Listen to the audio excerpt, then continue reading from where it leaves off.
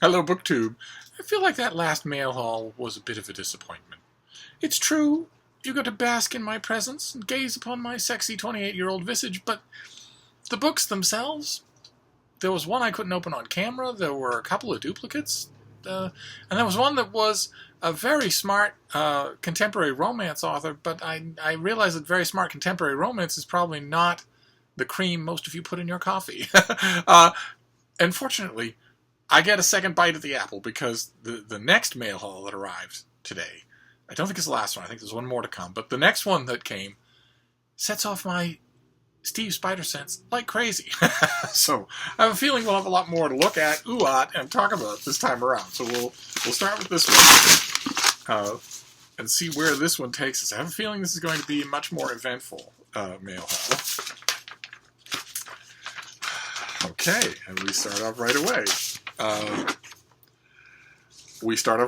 With, okay, this is the finished copy of something for which I never got the advanced copy. This comes out in late July. This is by Paul Collins, and it is Blood and Ivy, the murder that scandalized 1849 Harvard. And, of course, this is going to be the death of Dr. Parkman, George Parkman, which was written in just beautiful detail by Simon Schama. I'll leave a link to the book that he did. It's a little book of his, but boy, oh boy, and it's only half of that little book. He wrote a long novella, a novella-length work of nonfiction about the death of Dr. Parkman that's wonderful. Must read. What is this, though? A full-length book on the subject. On November 23rd, 1949, in the heart of Boston, one of the city's richest men simply vanished. Dr. George Parkman, a Brahmin who owned much of Boston's West End, was last seen that afternoon at Harvard Medical School, a property he donated to his alma mater. Police scoured the city tenements in Harbor, and Parkman's family promised a staggering $3,000 for his return. There were reports of Parkman spotted near or at sea or in Manhattan, but a Harvard janitor held a dark suspicion that their ruthless benefactor had never left the medical school building at all. At the time, Harvard medical students were expected to pay a $5 fee to access the school's dissecting room, understood by all to be a contribution to the de facto grave robbing fund that paid for supply of corpses from nearby overflowing graveyards. Only the previous year, Harvard's medical school had erupted in scandal as it was caught purchasing the corpse of a beautiful young woman who died at the hands of a feckless abortionist. Facing the gruesome dissection room was the laboratory of chemistry professor John White Webster, a doctor who had taught generations of Harvard students, and the last man anyone might suspect of a crime.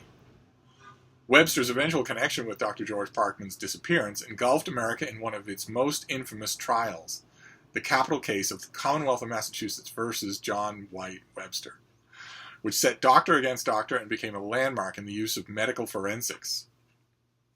Okay, all right. So this is going to be the murder of Dr. Parkman given a full-dress major mainstream publisher treatment. That is great. That is fantastic. Because it is a fascinating story. Gruesome, but fascinating. And so who is Paul Collins? He's the author of 9 books of nonfiction, and he is the Guggenheim Fellowship and Chair of the English Department at Portland State University. Okay. All right, so this is a lovely finished copy from the great people at W.W. Norton, and this comes out in a month. It comes out in a month, but I'm going to read it tonight. I didn't know it was coming. So let's we're off to a fine start. That's great. And I can use it as a perfect excuse to recommend the little Simon Schama book too. I'll mention it in the notes. What on earth is this? What on earth is this? Okay, it's a pub sheet with no useful information at all. The pub sheet tells me what I can see when I look at the book. So I'll have to look up to see when this comes out. What this is. It might be old. This is by David Smith, illustrations by Mike Mosher, and it's George Orwell illustrated. And that is what it is. It's I wonder if this is. I mean, you've got this collage style of illustration that seems very familiar. There was, some of you remember, there was a long time ago, about 30 years ago, there was a series of paperback books called So-and-So, Such and Such for Beginners that was set up very much like this, with common domain clip art and whatnot to illustrate everything. I wonder if this is that repurposed by Haymarket Books. Let's see if we can find out here. It won't be long, though. Oh, okay, yeah. Yeah, this is, a large chunk of this originally appeared as Orwell for Beginners. Okay, good. All right, so, boy, oh boy, it would be fantastic if Haymarket Books brought out all of those and just called it Such and Such Illustrated instead. That would be wonderful. They're fantastic books. Great. All right, well, all right, that's a bit of a surprise. Still no publication information, but I'm glad to have this, even though I'm not nearly the Orwell fan that a lot of other people are. I know he has rabid fans, but it just never worked for me. Maybe this book will prompt a reread of all the Orwell that I have. Although I know one Orwell that I don't have. There was a great big, beautiful one-volume collection, I think by Everyman Library, of his essays. Big, thick thing that I had, and I consulted it all the time because I like his essays a lot more than I like his fiction. And then I don't have it. I had it, and then I don't have it. So I have no idea. I will see if the great synchronicity of the Brattle Bookshop here in Boston, I will see if the arrival of this book here at Hyde Cottage means that that book, that big fat Orwell collection, will arrive at the Brattle soon. So I can just grab it, because other than that, I think the only Orwell that I have here is fiction. I want that collected essays. So if you're out and about at your local thrift shop and you see the volume I'm talking about and you don't want it yourself, feel free to send up a flare, because I will gladly relieve you of it. Okay, this next one is by Mark Ambinder, and I think, do we have a pub sheet? Yes, we do. Okay. This also is a July book. My July shelves are burgeoning every day as we speak. This is a review copy, not for resale. And it's another book. There have been 3 in the last 2 years about a nuclear showdown between Ronald Reagan and the Soviet Union in 1983 that brought the world to the brink of nuclear war. And a large part of this whole story was not known to the general public.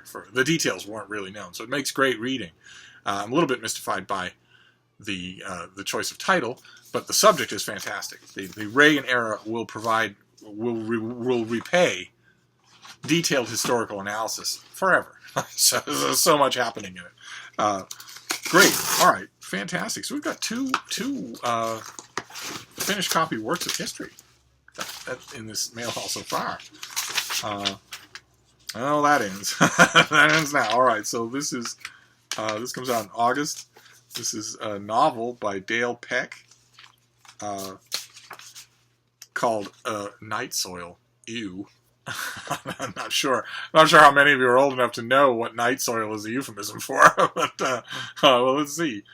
The art world falls in love with Dixie Stammers when it is discovered that not only are her pots mechanically perfect spheres, they are also identical, despite the fact that they were made entirely by hand without benefit of a wheel, measuring device, or any other tool.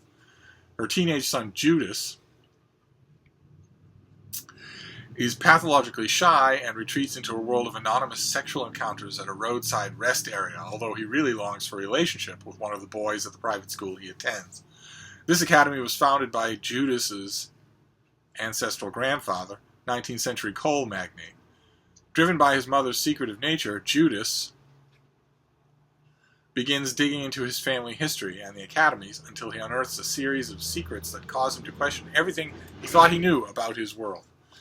I wonder if one of the questions that he will encounter is why anyone would name a baby, Judas. But, of course, we know the answer to that. You name a baby Judas if you know you're a character in a novel. But this is going to be at least partially gay fiction, and it comes out late in the summer, so Up. Leave that alone, you. She's chewing on cardboard when she has a bowl full of food on the floor. You could see a bowl full of food right there on the floor. But she's chewing on cardboard. What's the matter with you? Huh? Anyway, let's move on here. It's clear with every new dog that comes into your life, after a while, you have to figure out what that dog's issue is. What is that dog's issue? They're all wonderful. I love them all. But every one of them has an issue of some kind or other. With my pointer, it was her weird timidity for a breed that's not known for timidity. With my basset hound, it was, I'll try to put this gently, her Richter scale stupidity that was actually life endangering. She was the dumbest, not only the dumbest dog I've ever had, and not only the dumbest dog I've ever met, but the dumbest animal, warm-blooded animal of any kind that I've ever seen. And that it quickly became obvious that was her issue. And with this dog, it's her relationship to food, which is, I confess, a surprise to me of such a basic nature. Dogs and food is so basic. But she circles around food. She changes her mind about food. She certainly doesn't bolt her meals the way a normal person should.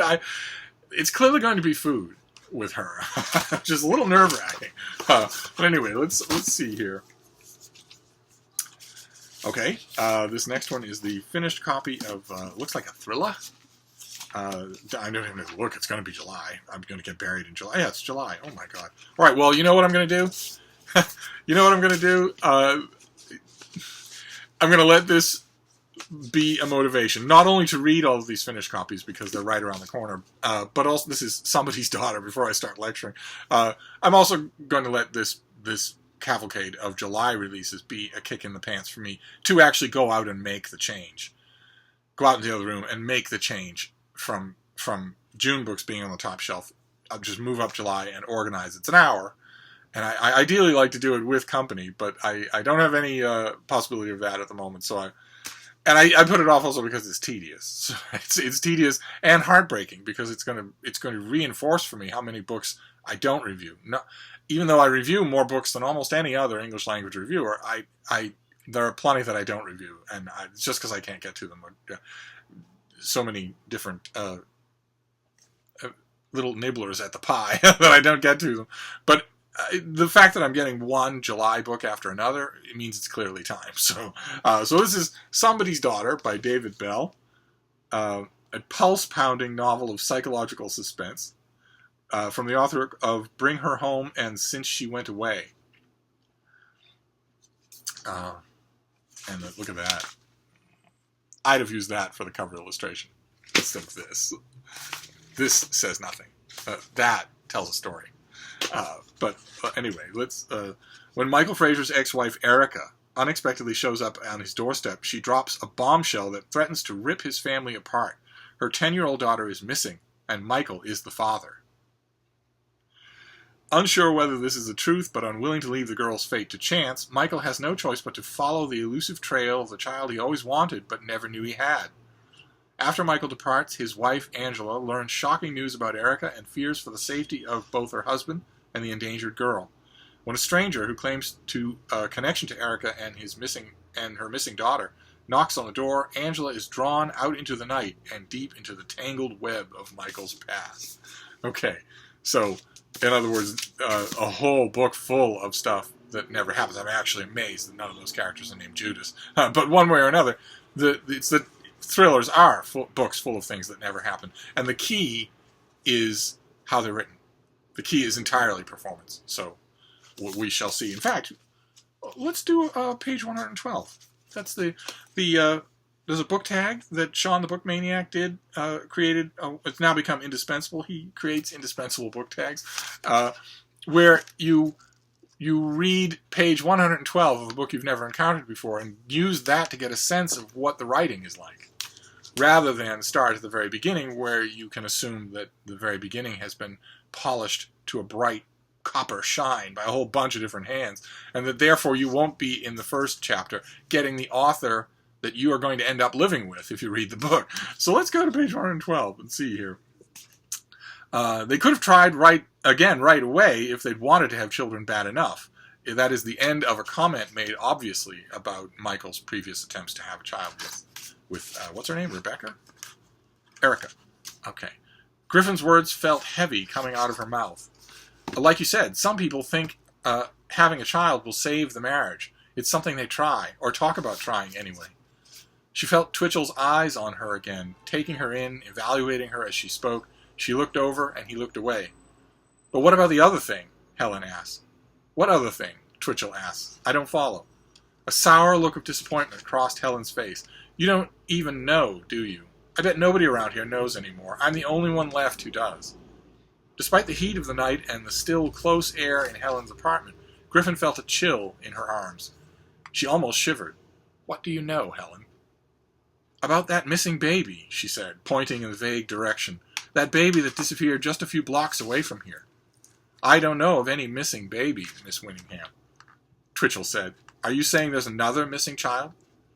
Helen was shaking her head again, her lips pursed. No, not now. This one disappeared about a decade ago, right after Erica moved out of the neighborhood. And they never found her, as far as I know, and she'd be about the same age as the missing girl you're looking for, the one Erica says is her child. Okay, so that's engaging enough. So it's certainly enough to make me want to read the book. And I'm always in the mood for a thriller, even though they defy. They strain the willing suspension of disbelief more than the most outlandish fantasy epic does. It doesn't matter. And the only reason that I even bring that up, of course, any novel is allowed to do that. The only reason that I even bring it up is because thrillers so pride themselves on their verisimilitude, and it's absurd, absolutely absurd. Criminal cases go to the police, and the police grind away at them in slow and largely unimaginative ways, and they either find the criminal or they don't. But the moody, emotionally conflicted husband doesn't wander out into the streets and solve a crime. It doesn't happen. Not only would he not do it, but he'd prosecute it if he did. But I'm always in the mood for a thriller. And then we're going to finish this up, this mail haul, which is turning out to be more eventful than the last one. We're going to finish this up with not one, not two, but 3 boxes. I'm going to make a prediction now. I'm going to go out on a limb and say that all 3 of them are finished copies, and all 3 of the finished copies are July releases. So I need to work on July's shelf. So let's see. Let's see what we have here. Okay. All right. I'm right. This first one is a July finished copy of a book I think we saw here before. This is the finished copy of Skepticism and American Faith, From the Revolution to the Civil War, by Christopher Grasso. Between the American Revolution and the Civil War, religious skeptics struggled with the faithful over their place in American politics. This dialogue produced different visions of knowledge and education in an enlightened society. It fueled social reform in an era of economic transformation, territorial expansion, and social change. Ultimately, as the author argues in this book, it molded the making and eventual unmaking of American nationalism. Unmaking of American nationalism. Okay, when did it get unmade? I didn't notice. Religious skepticism has been rendered nearly invisible in American religious history, which often stresses the evangelicalism of the era, or the secularization said to be happening behind people's backs, or assumes that skepticism was for intellectuals and ordinary people who stayed away from church were merely indifferent. This book discusses this broad spectrum of U.S. history, from the nation's founding through the Civil War, believers and unbelievers in God, showcasing the lives and fascinating individuals, revealing new dimensions of familiar characters and introducing unfamiliar ones. It examines everyone from ministers, merchants, and mystics to physicians, school teachers, and feminists, as well as self-help writers, slaveholders, shoemakers, and soldiers, and how they wrestled with faith and doubt as they lived their daily lives and tried to make sense of the world. Right up my alley. So, very good. And we saw the advanced copy before already. I've read many books on this subject. I will repeat once again. The thriller had the wrong picture as its cover photo, and this book, first, the title, Skepticism and American Faith, is actually a subtitle.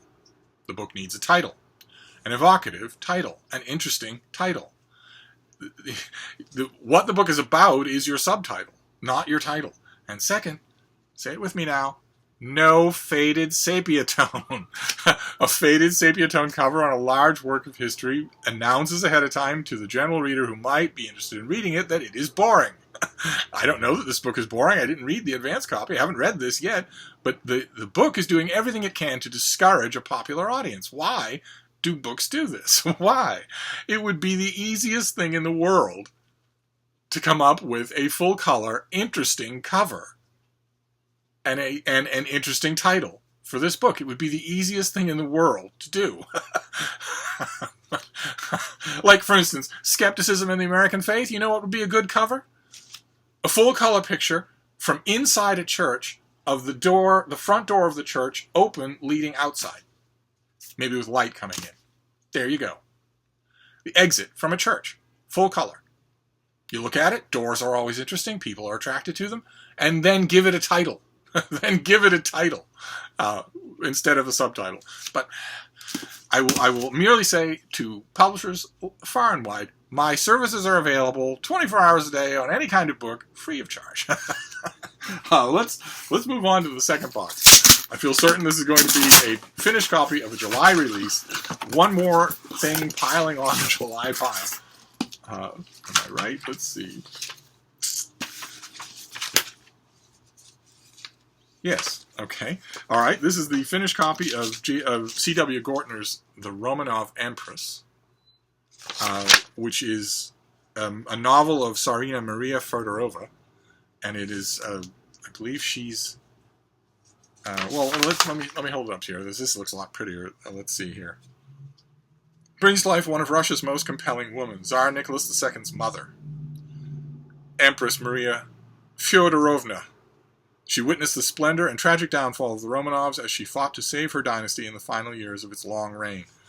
Betting she didn't look like that from the back. Barely 19, Maria knows that her station in life as a Danish princess is to leave her family and enter into a royal marriage, as her older sister Alex has done, moving to England to wed Queen Victoria's eldest son. The winds of fortune bring Maria to Russia, where she marries the Romanov heir and becomes empress once he ascends the throne. With resistance to his reign strikes at the heart of her family and the Tsar sets out to crush all who oppose him, Maria must tread a perilous path of compromise in the country she has come to love. I suspect that this is the very first book that Tsarina Maria has ever had. The very first novel that's ever been devoted to her. And I haven't read the advance copy yet that I have, so we'll see. We'll see. I'll get to it. And then this is the last one, and this is going. I know this is going to be another July release, and this will be good because this will force me to go out and account for my shelves. There are only 10 days left, effectively 10 days left in June. That means at the most I can review 10 books for the rest of the month. So I have to go out there, take a stern look at the June shelf, and pick 8, 9, 10 books. Separate them, put them in a stack here in this room, and clear off that shelf, and then move everything up. So, oh boy, oh boy, oh boy. Okay, all right, great. You know, didn't I say in my Tome Topple video that I would get candidates?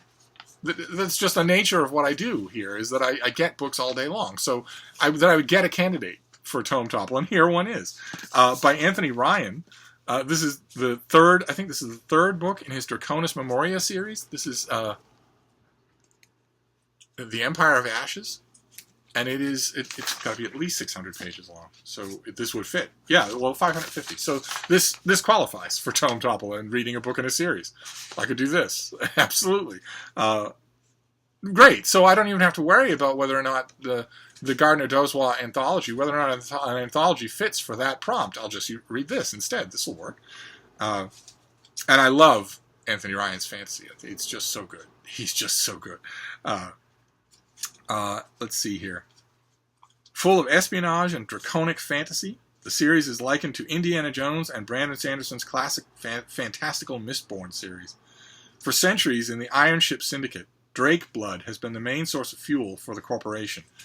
The blood-blessed guards of the blood, and only the blood-blessed guard the blood, and only a few are chosen to drink it. The drinker will wield formidable powers, and when one drake of unimaginable strength rises, a clash of an incredible magnitude threatens the corporation. Commanding an army of both beasts and men, the dragon that sustained the corporation would threaten to destroy it. Rogue, blood-blessed Claydon Torcreek, syndicated agent Lizanne Lethridge, and Iron Ship Captain Corrick Halemore must spread to disparate corners of the world, relying upon new powers and knowledge they have gained at great price to halt its forces or face the end of all they know. And this comes out in July, so I never get advanced copies of fantasy. I'm amazed that I got this at all. That's fantastic. Great. I think the Draconis Memoria, I think the previous two books I actually had to buy. To go to the store and buy, like a schmo. So I'm glad to get this one. I'll make sure the publicist knows that I'm glad, so maybe I can get another Tor book now and again. This is an ace hardcover. Okay, great. And I'm just going to bump the Gardner Dozois anthology from my tome topple. I'll put this in its place instead. This is in a series. So we have The Empire of Ashes, the new Anthony Ryan fantasy novel. We have The Romanov Empress, historical novel about the end of the Romanovs. We have Skepticism and American Faith, about which sounds like it's going to take issue with the standard characterization of all the Americans who don't go to church and who never have. The standard characterization of them has been just what we heard. They just are indifferent. They're lazy. They got preoccupied. They've got better things to do. When in fact, this book, I think, is going to try to make a strong case that those people don't believe. That's why they didn't go to worship services, because they don't believe, because they're skeptics about religion. That would be refreshing, if true, even with a sepia tone cover. Then Somebody's Daughter by David Bell, and the title takes on a whole bunch of resonance now that we've read the plot and read a bit of that page. Now we don't know whose daughter it is. Then review copy not for resale, which is about Ronald Reagan facing down the Soviets over a nuclear threat. That's only now getting all kinds of historical treatment. It's getting a wash of historical treatment just in recent years. Then Blood and Ivy by Paul Collins, about the death of Dr. Parkman. Fantastic. Then we've got Night Soil by Dale Peck. An author I've never really caught into, but I'll give this book a fair try, absolutely. And George Orwell Illustrated, which looks like an expanded and adapted version of Orwell for Beginners, which would be great. If that series starts to come back, I would be very happy. So there we go. It's a much bigger mail haul than last time, entirely full of finished copies that I'll have to deal with now. But I'll wrap this up for now. But I'll see you soon. Thank you, BookTube.